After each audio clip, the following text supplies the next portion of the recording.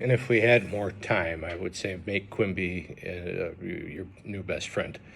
But we don't. So, just the ones I'm showing you, I would probably review. All right. So,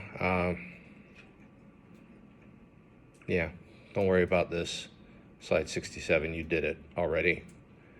And another assignment. All right, so don't do this. Don't worry about it. Nothing going on there. All right. So, Ms. Navoa, I'm circling back. Not gonna lie, I did a little refresher. It took a minute, but when I was at basic training, basically when they would talk to us about like the Geneva effect, the way I took it, or the way I understood it, was more like obviously war is not a pretty thing. But there were also kind of like limitations that they explained to us, like for example, any places of like religious or like any hospitals where people were being treated, whether that be civilian or military, all the same, we were not allowed to use those in war or really attack those locations. Yeah. We even have, there's like limits to, like, say if you do have someone who is a prisoner or you capture an enemy force or whatever, there's no, like, you can't really take matters into your own hands at that point. Like, you can't torture them, you can't use, like, unnecessary means in order to, like, get the information you want to, or just kind of abuse that power to you, even though you're part of a military. Mm-hmm. Like, that's kind of more of, you have them, but you can't use inhumane, like, tortures against them, if that makes sense. There have to be rules. Yeah. So basically, it's kind of like, I would always look at the Geneva effect as like, even war has its limits to cruelty and I guess its jurisdiction as to what you can and cannot do. Absolutely. Absolutely. Yeah. Well done. That's how I understand it too. So. Yeah, Yeah. I'm not gonna lie, when I was looking at the refresher, because I was like, I remembered bits and pieces of it, but again, it was like a year since I've gone through that training anyway. But I mean, that's how I remembered when I took it when they were teaching us. Is basically it's like war is already cruel enough. Don't there's limitations. Yeah. To a person's cruelty, even with the military. Mm-hmm. No targeting civilians, Right. or purposefully targeting civilians anyway. If you have reason to believe a school is empty and might be used as an operating base, okay, that's one thing, but you just can't shell a school just just because you want to shell a school. Yes. I remember they told us of like a case where that had happened once where, I can't remember which branch it was or whatever happened, but it was an example they gave us where members of our military had taken a prisoner, or they had captured somebody from, I don't know if it was like Afghanistan or what war was at that point, but they were using like inhumane methods against him, like they were trying to cover it up, but they got found out, the repercussions were not the greatest, No. obviously, but they were pretty inhumane to the prisoner. Yeah. It was not good. No, we can be pretty inhumane as well. Yeah, that's the world over. Mr. Andrews, did you have a question? So the military tribunal decided that he was an enemy combatant, right? Yes.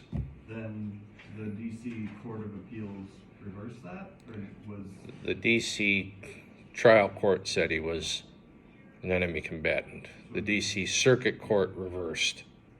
so what's the difference between, like, was the DC court just like agreeing with the military tribunal? Yes. Okay. So it got brought up to them, they agreed, and then it got brought up to the Supreme Court. and then they reversed it. They reversed. Yeah. Yeah. Vanessa. Yes. But he was a citizen? He is a citizen. He was. I'm not sure if he's alive or dead, and honestly, but yes. I'm sorry. Was he like born here and then he just decided to go work for Bin Laden, or like what is the deal there? I'm not sure there was such a straight line to working for Bin Laden, but yeah, essentially, yes. Yeah. He Yeah. wasn't born in America? He was. He was. He's a citizen, or was a citizen. Yes. Is he alive? We can look up what happened to him. Nobody's ever asked me that question before. I get that a lot. What happened to Hamdan? He was, oh, that's Wikipedia. Okay.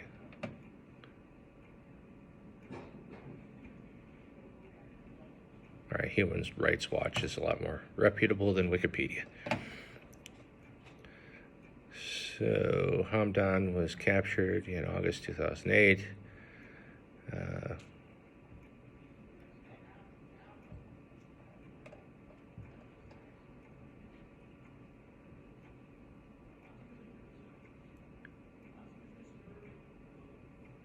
In August 2008, a military jury cleared him of conspiracy charges, finding him guilty only of providing material support. He was sentenced to 5.5 years, but given credit for more than 5 years served.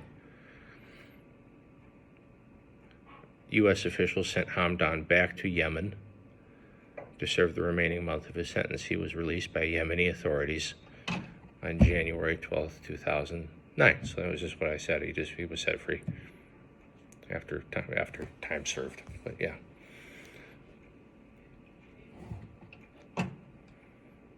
So there you go. That's what happened to Hamdan. Was his citizenship revoked? That is another good question that I've never been asked. That's kind of what I meant by that. He's still a citizen. Oh. Well, I honestly don't know. Are you or have you ever been a lawyer? People often think I'm a lawyer. I say, no, I'm just a political science teacher. I know my rights. Okay. Lord, forgive me.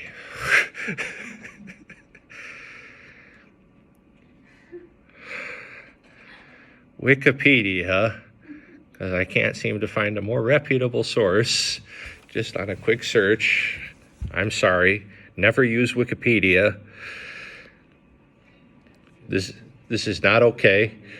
Huh? I said 15 returned to Yemen in 1970. Yeah, he was permitted to live with his family in Sana'a.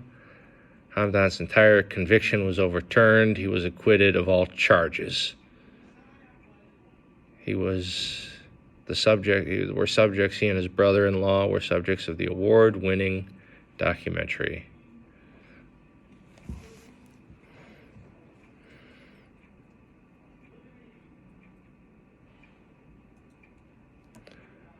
The jury acquitted him of conspiracy and convicted him of material support of terrorism.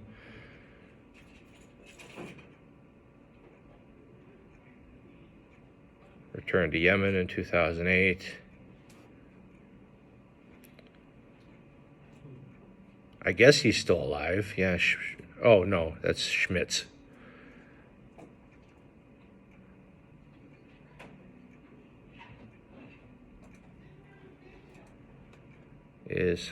Okay, we'll try something else. Is Salim Hamdan, the FBI is going to come here, still an American citizen?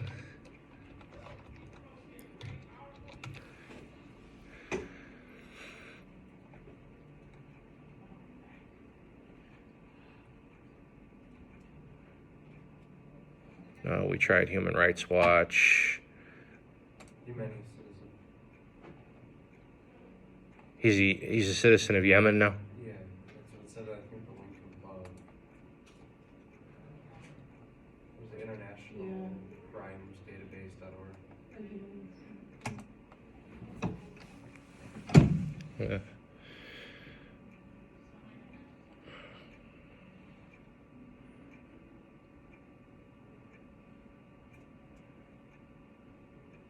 Okay, so I guess he's the citizen of Yemen now. I will definitely research this more for the next class, but I really have never been asked those questions. All right, amendments 3 and 2. I can get through 3 in about 5 minutes. There's nothing there, really.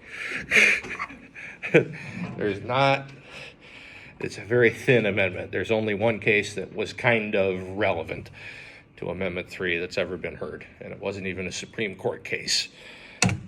No soldier shall in time of peace be quartered in any house without the consent of the owner, nor in time of war, but in a manner to be prescribed by law. That's Amendment 3. Know it. Memorize it.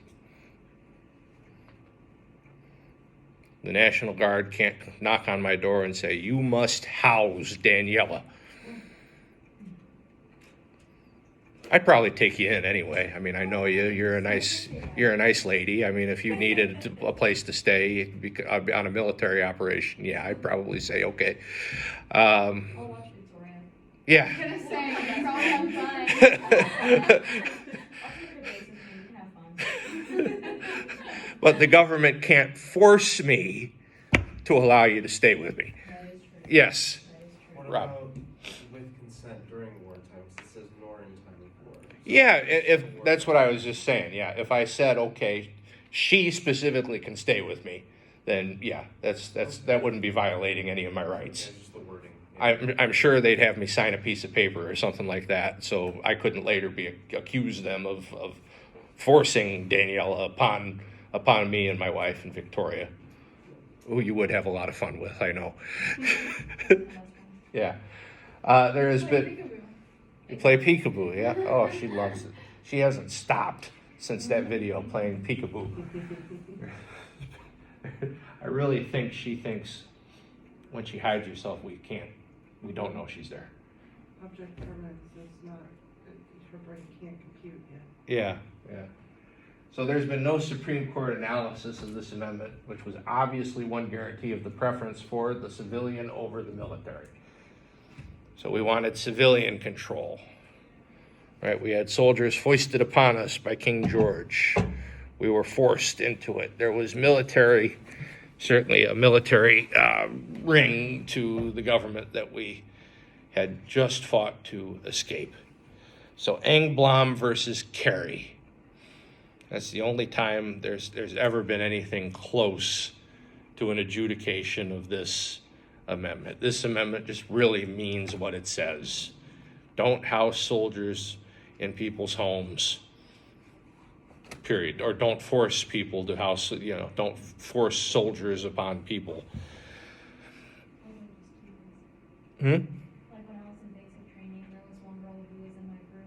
It was like literally the week we got there, and they found out that she had like this. I don't know if she had like something in her blood. I don't know, but they didn't let her continue, and so they put anyone who can't continue like a medical hold until they let you leave. And so it's like either you're there for a week, you're there for 2 weeks. There are kids who were there for months. So like the girl who was with my group, when I graduated in June, she was still there. Oh, no. We got there in April, and they still were not gonna let her go. In June. In June, she was still there. Wow. There were kids who would literally stay there until they tell us we can leave, depending on our situation, and if we don't pass and we get hurt, we get recycled. So basically, if we're like in the 5th week and we get hurt, it's up to the colonel to either say you can continue depending on the severity of your injury, or you basically start all over from square one and you're there even longer. So, That has to be some violation of rights in some way. That doesn't sound. well, we signed a paper, so. Oh, We. okay, We yeah. signed a contract, so. I And mean, technically you did it to it's yourself, in the yeah. case. Yeah, it's our fault, so. Yeah. Yeah, Okay. she was there up until I left in June. Wow. Wow. Yeah, so anytime, like, if anyone was like feeling sick or we felt like we got hurt, if it wasn't that bad, it sounds bad, but like we wouldn't really try to bring much attention to it because of that fear that we would get recycled for having to start all over. So it just kind of depended on, some kids just kind of shook it off or tried to hide it as best they could, and they made it to graduation, but in the long term, it really affected them. That's terrible. Yeah. Now, never sign a contract without reading everything on it, no matter who gives it to you. Don't trust anybody. Yeah. I think that's the moral of that story. Pretty much, yeah. Yeah. This was because I couldn't